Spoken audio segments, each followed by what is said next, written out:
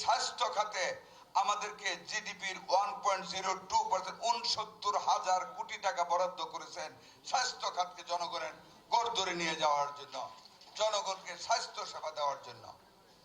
আমরা আজকে 10টি জেলাতে আমরা আইসি ইউনিট করেছি। আমরা যে মিজেলসটাকে আমরা মোকাবেলা করেছি, যদি ভেন্টিলেটর না দিতে পারতাম, যদি আরেকটা নাকি বাবল সিবা, হাই ফ্লো নেজাল ক্যানুলা, এই জিনিসগুলি যদি তড়িৎ গতিতে আমরা কিন্তু কিনে নাই, আমরা আমাদের এই টিম আমরা ভিক্ষা করেছি আমাদের প্রাইভেট সেক্টরের কাছে। এবং প্রাইভেট সেক্টর এত বেশি বিশ্বস্ত তারেক রহমান সাহেবের উপর, আমাদের মাননীয় প্রধানমন্ত্রীর উপর, তারা দুহাত ঢেলে আমাদেরকে সহযোগিতা করেছে। ভেন্টিলেটর দিয়েছে, অক্সিজেন কনসেন্ট্রেটর দিয়েছে, সিপ্যাপ দিয়েছে, হাই ফ্লো নোজেল ক্যানালা দিয়েছে। এবং আমাদের এই সামনে ডেঙ্গু মোকাবেলার জন্য আমাদেরকে মাত্র এক সপ্তাহে 1 লক্ষ পিস স্যালাইন পর্যন্ত আমাদেরকে দিয়েছে তারা। এবং we are ready to fight against the dengue. আর সেই ডেঙ্গুকে ফাইট করতে হলে শুধু স্যালাইন দিয়ে হবে না। ডিসি মহোদয় এখানে আছেন, সিটি প্রশাসক আছেন, এসপি সাহেব আছেন। আপনাদের হাতটাকে আপনারা টেবিলের মধ্যে রুমের ভিতরে ভাববেন। আমি জানি কিন্তু, কারণ অনেকবার এমপি ছিলাম। Your hands are very long.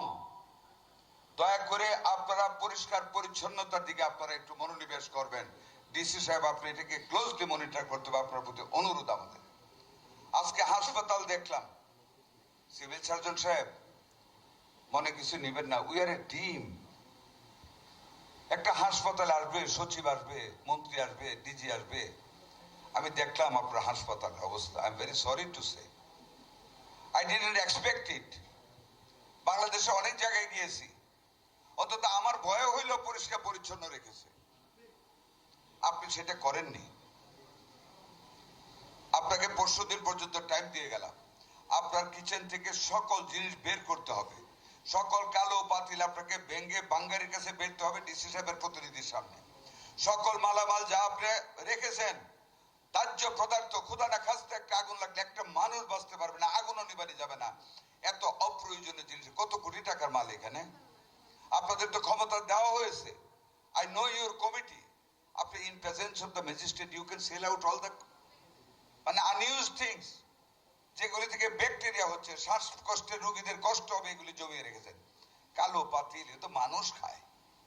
এইরকম পাতিল রাখে ঘরে মানুষ? আপনার বাসায় রাখবেন সিভিল সার্জন সাহেব? কেউ রাখবে এসব পাতিল? এগুলোর মধ্যে রান্না করে আমাদের মানুষদের খাওয়াবেন? হতে পারে তারা গরিব। I don't want to see that anymore. মাননীয় এমপি সাহেব, আপনি সভাপতি, আমি অনুরোধ করবো ডিসি মহোদয়কে সামনে নিয়ে আগামী পরশুদিন বিকালে আপনি পাকঘর দেখবেন, বাথরুম দেখবেন, কন্ডেমনেশন দিবেন। Before the sunset of day after tomorrow you have to finish all the things, you have to sell out the things. যদি পাই আমরা অ্যাকশনে যাব। সোজাসুজি কথা, 3 মাস ধৈর্য ধরেছি। It's 4 years running you are serving here. আপনাকে প্রশ্ন করলে আরেক দিক তাকিয়ে থাকেন, হোয়াই? আপনার জানতে হবে সবকিছু, দায়িত্ব পালন করতে হবে। Forget the past. অতীতের মতন স্বাস্থ্য সেবা বা কোনো কাজে কোনো কর্মকর্তারা নিয়োজিত থাকতে পারবেন না।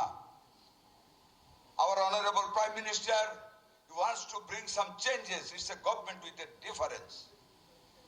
এই গভর্নমেন্ট বরাবরের সরকারের মতো না। কাজে এই সরকারের সকল কর্মচারীরা নিজেদেরকে ভিন্নভাবে ভাবতে হবে, কাজ করতে হবে। আমাদের মাননীয় প্রধানমন্ত্রী 16.5 ঘন্টা কাজ করেন আমাদের সাথে অফিসে, বাসায় গিয়ে কাজ করেন রাত 1টা 2টা পর্যন্ত।